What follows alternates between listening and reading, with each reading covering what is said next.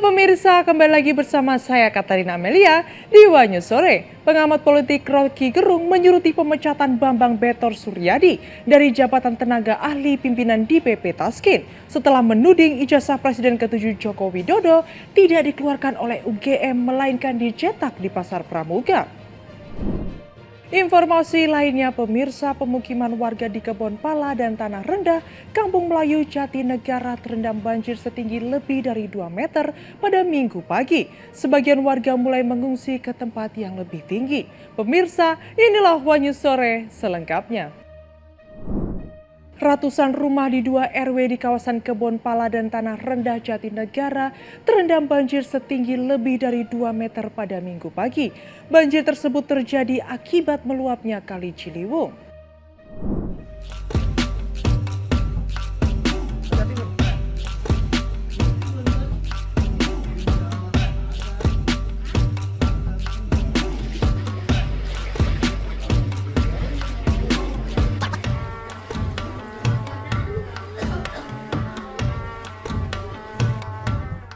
Beginilah kondisi banjir yang merendam ratusan rumah di kawasan Kebon Pala dan Tanah Rendah, Kampung Melayu Jatinegara, Jakarta Timur, Minggu pagi.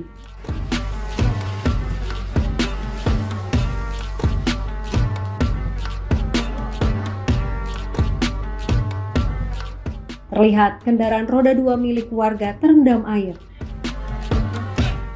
Sejumlah warga berusaha mengamankan sepeda motor mereka yang sudah terendam banjir. Akibat tingginya genangan, aktivitas warga di lokasi pun terganggu.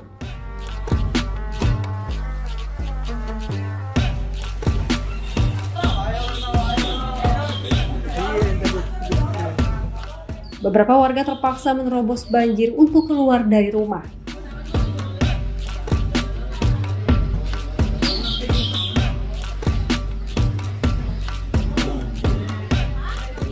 Banjir setinggi lebih dari 2 meter ini disebabkan oleh luapan aliran Kali Ciliwung yang melintasi pemukiman warga dan tak mampu menampung tingginya debit air setelah mendapat kiriman air dari bendungan Katulampa Bogor.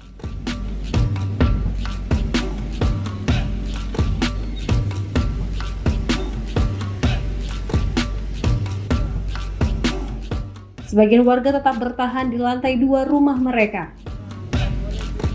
Itu kayak sekitar jam 3 malam. Ketinggiannya berapa sih? Ketinggi ada 2 meter kurang lah, 2 meter kurang. Warga-warga pada mengungsi atau gimana? Warga sementara belum, tapi ada kemungkinan sih katanya kan ini kan di Bogornya kan reda nih hujan. Mungkin ya hari ini kali mungkin turut, mudah-mudahan. Yang warna apa? Warna apa? Kejadian kedua yang belas ini.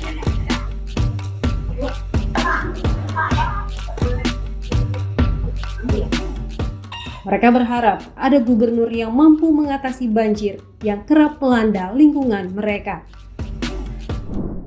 Gubernur Jawa Barat Deddy Mulyadi mengatakan salah satu penyebab banjir di Jakarta yang kerap terjadi pada musim hujan karena adanya perubahan tata ruang di kawasan Puncak, Kabupaten Bogor.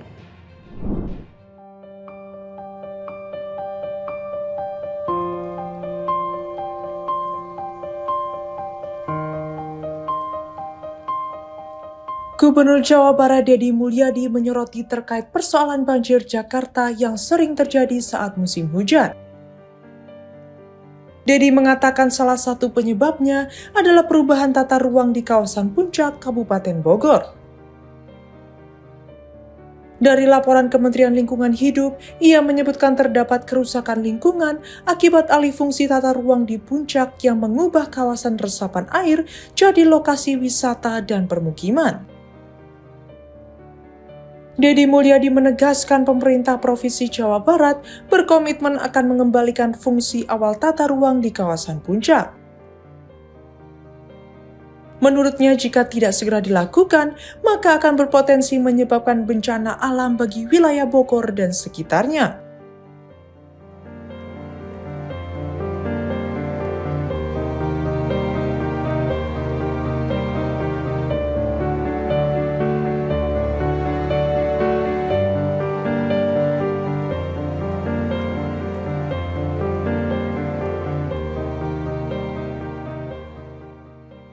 Selain Bogor, Deddy Mulyadi menyebut juga akan mengembalikan fungsi awal tata ruang wilayah lainnya yang rusak,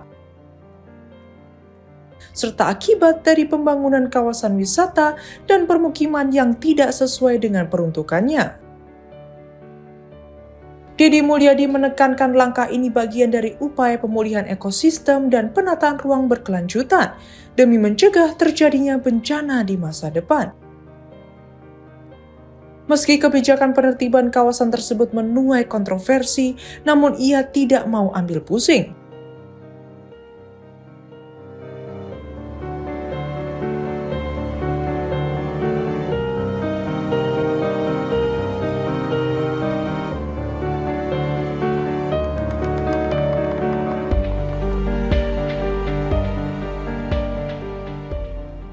Pasalnya, apabila tidak segera dilakukan, maka kerusakan alam akan semakin parah dan sulit diperbaiki.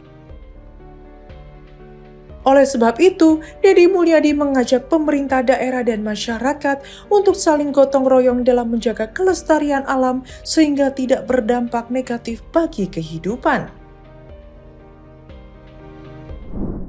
Pengamat politik Rocky Gerung menyoroti hubungan antara polemik ijazah Presiden ke-7 Joko Widodo dengan dipecatnya Bambang Betor Suryadi dari jabatan tenaga ahli pimpinan di BP Taskin. Dalam surat resmi diterangkan bahwa masa kerja Betor berakhir pada 30 Juni 2025 dan tidak diperpanjang. Orang tidak lagi mencurigai, tapi orang menganggap itu biasa sekali karena itu diarahkan untuk mewujudkan ambisi seseorang yang sedang berkuasa. Jadi itu sebenarnya bagian lengkap atau melengkapi politik dinasti. Kan demi itu, bukan demi sesuatu yang sifatnya kompetisi. Artinya kompetisi itu hilang karena seseorang sudah. Pengamat politik Rocky Gerung menyoroti hubungan antara polemik ijazah Presiden ke-7 RI Joko Widodo atau Jokowi dengan dipecatnya Bambang Betor Suryadi dari jabatan tenaga ahli pimpinan di Badan Percepatan Pengentasan Kemiskinan atau BP Taskin. Terus dari Solonya ada Argit, ada David, ada Widodo. Nah, informasi hari ini melompat. Jadi kalau tadinya kita menemukan. Adapun pemberhentian politisi senior PDIP tersebut disampaikan dalam surat resmi dan ditandatangani langsung oleh Kepala Sekretariat BP Taskin, Eni Rukawiani. Dokumentasinya Jokowi untuk memenuhi syarat maju di Gubernur DKI. Nah, itu yang kita. Dalam surat itu diterangkan bahwa masa kerja Betor berakhir pada 30 Juni 2025 dan tidak diperpanjang.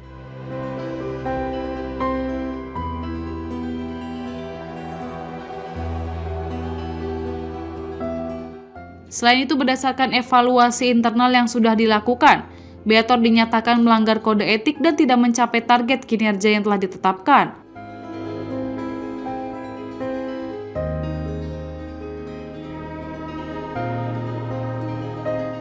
Pemecatan ini terjadi tak berselang lama setelah pada pertengahan Juni 2025 lalu, Betor Suryadi menuding bahwa ijazah Jokowi tidak dikeluarkan oleh Universitas Gadjah Mada atau UGM, melainkan dicetak di Pasar Pramuka.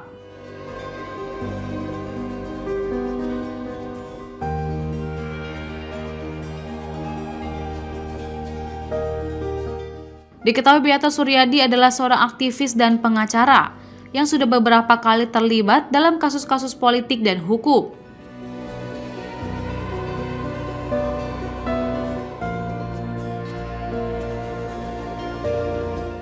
Di sisi lain, pemecatan Betor Suryadi dari BP Taskin dinilai Rocky Gerung sebagai upaya pembungkaman.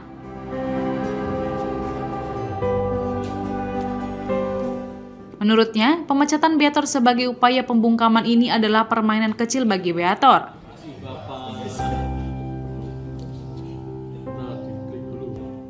Sementara itu, permainan besar bagi publik adalah kejujuran dari pihak UGM terkait ijazah Jokowi.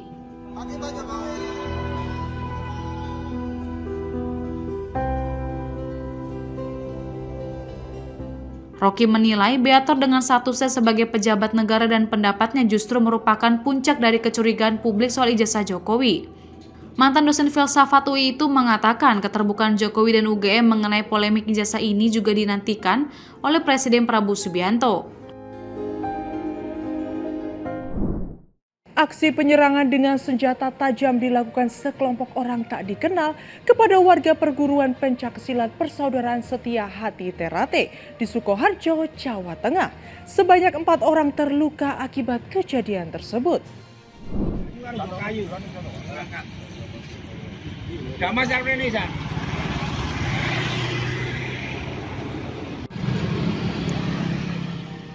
Aksi penyerangan dengan senjata tajam dilakukan sekelompok orang tak dikenal kepada warga Perguruan Pencaksilat Persaudaraan Setia Hati Ternate atau PSHT di Sukoharjo, Jawa Tengah, Minggu 6 Juli 2025. Akibat serangan tersebut, 4 orang mengalami luka sabetan senjata tajam. Tak cukup di situ, 2 sepeda motor korban juga dibakar. Aparat kepolisian Polsek Baki, Sukoharjo ini mendatangi lokasi kejadian penyerangan 4 orang warga PSHT di Jalan Raya Bali Manang, Desa Baki Pandean.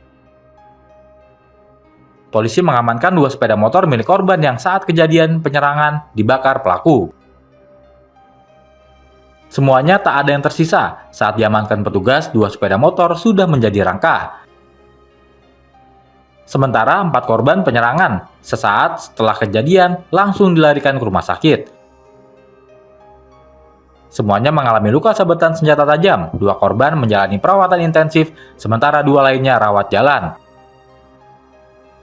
Para korban terdiri dari 3 laki-laki, yaitu inisial WH, ABP, MAT, semuanya warga Kartasura, Sukoharjo. Sementara 1 korban lainnya seorang perempuan berinisial CKWL ialah warga Solo. Menurut keterangan Yogi, saksi mata, ada 2 korban yang saat itu ditolongnya, semuanya dalam keadaan berdarah. Sementara Primus, warga yang saat itu di lokasi melihat ada beberapa orang yang tiba-tiba menyerang rombongan PSHT yang perjalanan pulang.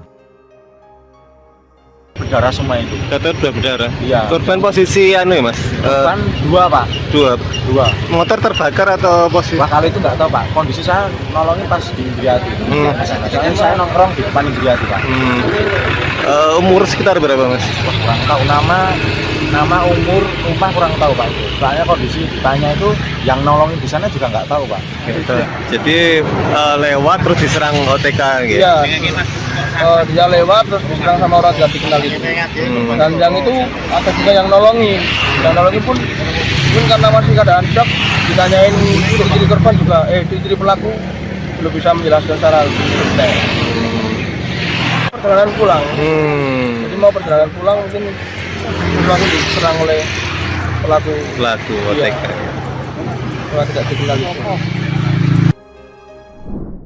Mantan Presiden Rusia Dmitry Medvedev menyindir Sekretaris Jenderal NATO Mark Rutte yang menuduh Cina mungkin meminta Rusia menyerang wilayah NATO di Eropa jika Cina memutuskan menginvasi Taiwan.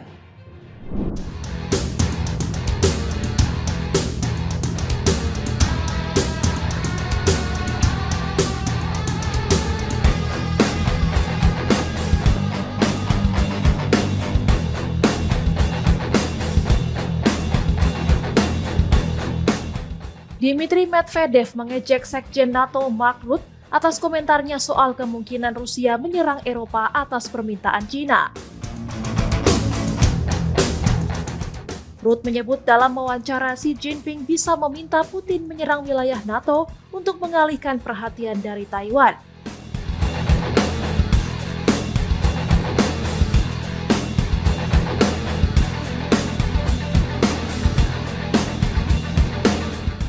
Medvedev menyindir Rutte telah melahap terlalu banyak jamur ajaib dan menyarankan dia belajar bahasa Rusia untuk di kamp Siberia. Beijing menegaskan Taiwan adalah bagian dari wilayahnya dan meminta Amerika Serikat berhenti mencampuri urusan dalam negeri Tiongkok.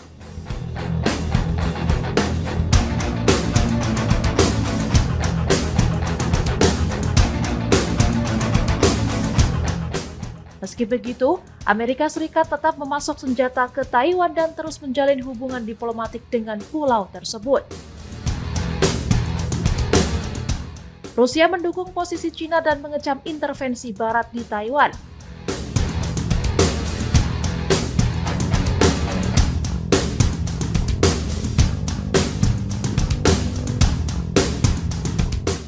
Kremlin membantah tuduhan akan menyerang NATO, menyebutnya propaganda Barat untuk menciptakan musuh buatan. Rusia menilai NATO sedang menggunakan ancaman Rusia demi memuluskan kebijakan militerisasi di Eropa.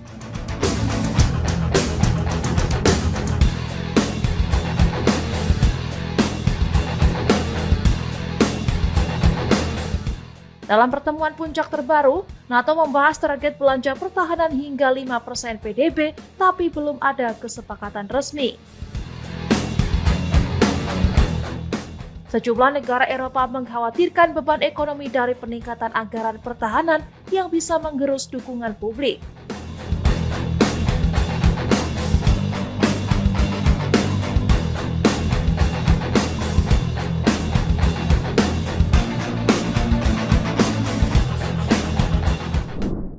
Texas diterjang banjir dahsyat pada Minggu 6 Juli. Akibat kejadian tersebut, sebanyak 69 orang meninggal dunia, sementara itu 41 orang masih hilang.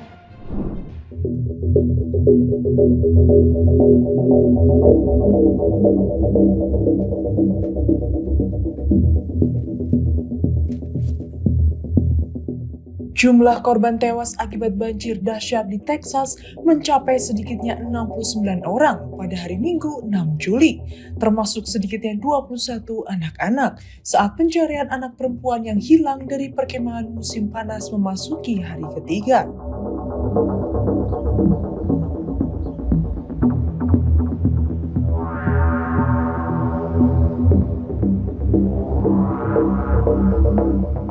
Gubernur Texas Greg Abbott saat berbicara dalam konferensi pers pada Minggu sore mengatakan jumlah korban tewas di Kirk County, epicentrum banjir, telah mencapai 59 orang, sementara 10 orang lain yang meninggal di tempat lain di Texas dan 41 orang masih hilang.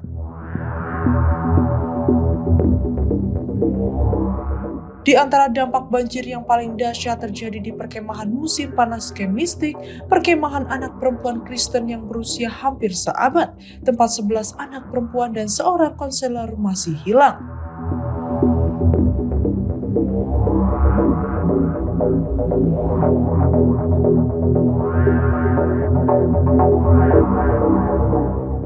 Sungguh mengerikan melihat apa yang dialami anak-anak kecil itu, kata Abbott, yang mengatakan ia mengunjungi daerah itu pada hari Sabtu dan berjanji untuk melanjutkan upaya menemukan mereka yang hilang.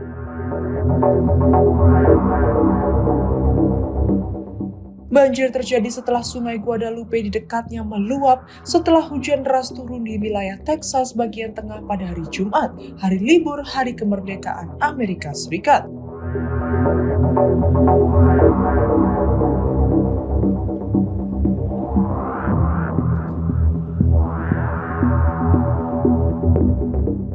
Pihak berwenang di Texas Hill County sebelumnya mengatakan bahwa 21 anak telah meninggal dalam banjir tersebut.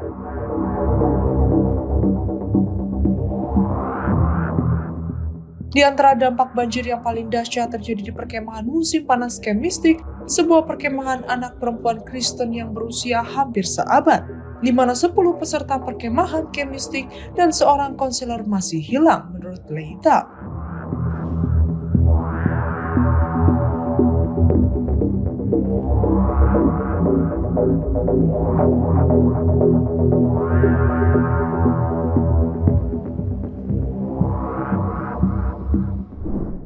Persija Jakarta resmi merekrut bek timnas Indonesia Jordi Amat dari Johor Darul Ta'zim. Transfer ini menjadi salah satu yang paling mencolok di Liga 1 dengan kontrak berdurasi 2 tahun dan opsi perpanjangan.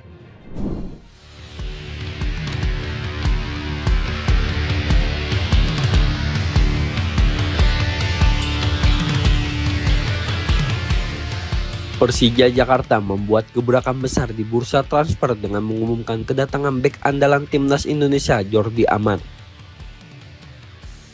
Kedatangan pemain berpengalaman yang sebelumnya membela Johor Darul Ta'zim atau JDT ini langsung menjadi perbincangan hangat di dunia sepak bola nasional. Langkah Persija ini menjadi bukti keseriusan Macan Kemayoran untuk bersaing memperebutkan gelar juara Liga 1 musim ini. Tanpa melalui drama tawar-menawar panjang, manajemen klub berhasil mengamankan tanda tangan sang pemain dari klub raksasa Malaysia tersebut. Sebelumnya, Jordi sempat dirumorkan akan kembali berkarir di kasta kedua Liga Spanyol. Namun, spekulasi itu langsung terbantahkan dengan pengumuman resmi dari Persija. Pemain berdarah Spanyol itu kini telah menandatangani kontrak berdurasi 2 tahun bersama Macan Kemayoran dengan opsi perpanjangan. Mengacu pada data dari Transfermarkt, nilai pasar Jordi Amat saat ini diperkirakan mencapai 11,3 miliar rupiah. Angka tersebut berpotensi menjadikan sebagai transfer termahal di Liga 1 musim ini. Selain nilai transfer, isu mengenai gaji Jordi Amat juga menjadi sorotan. Saat membela JDT, pemain berusia 33 tahun itu disebut-sebut menerima bayaran hingga 22.000 euro per pekan atau sekitar 28 miliar rupiah per tahun. Meski angka tersebut belum pernah dikonfirmasi secara resmi, spekulasi ini ramai diperbincangkan di media sosial. Sepanjang karirnya, Jordi telah berkompetisi di berbagai liga top dunia. Ia pernah mencicipi ketatnya persaingan di La Liga Spanyol, Liga Inggris, Liga Belgia, hingga Liga Super Malaysia. Kini, Liga 1 Indonesia akan menjadi kompetisi kelima dalam perjalanan karir profesionalnya. Selama membela JDT, Jordi Amat tampil dalam 66 pertandingan dan turut berkontribusi mempersembahkan 5 gelar bergengsi, 2 trofi Liga Super Malaysia, 2 Piala Malaysia, 1 Piala FA, dan 1 Piala Super Malaysia. Dengan pengalaman dan kualitas yang dimiliki, kehadiran Jordi Amat di lini belakang Persija diyakini akan menjadi tambahan kekuatan besar sekaligus daya tarik tersendiri bagi kompetisi Liga 1. Demikian informasi yang dapat kami sampaikan pemirsa. Terima kasih telah bergabung bersama kami. Saya Katarina Amelia dan seluruh tim yang bertugas mengucapkan sampai jumpa di Wanyus sore berikutnya. Setiap hari pukul 7 malam hanya di kanal YouTube TV Wanyus.com.